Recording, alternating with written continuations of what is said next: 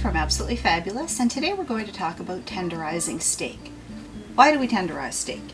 Well, the main reason is if you buy a less expensive cut, you get a really great deal at one of our local butchers.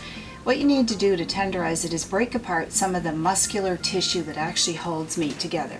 If you don't do that, you tend to get a chewy kind of steak, not people's favorite thing. So let's say you've got a barbecue coming up, you've got a great buy-on steak, you haven't had time to marinate it because that marinating is another way to tenderize, and you've got to do something because everybody's coming over and the coals are hot. We have a couple of different choices from your basic hammer. Everybody's seen the hammer with the little pointy things on it, tenderize the steak. Great option, but here's a couple of others. This little jobby is a whole bunch of almost what look like nails set in a handle. As I come down on the steak, you can see the little points coming down. I'm going to bounce that up and down on my steak. Make sure you use a cutting board underneath, or you're going to end up with a whole bunch of little points in your countertop and somebody's not going to be happy. So just bounce it up and down, go right over the whole steak. You don't have to do just the thick parts. Do the whole thing, flip it over and do the other side. Or, this is one of my favorite little ones. Now this one comes with a guard because it is sharp. It has little blades. This one's made by Microplane.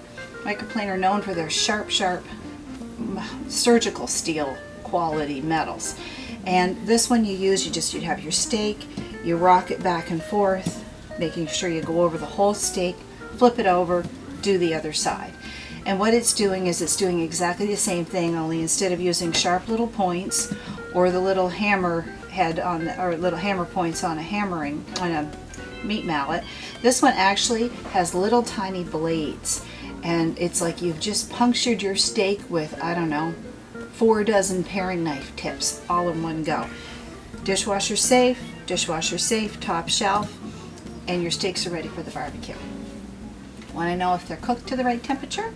How about these little button thermometers for your steaks? They say right on them whether you want it well done, medium, or rare, so that you don't overcook or undercook. But maybe the most important thing when you're barbecuing, what is the actual surface temperature of your barbecue?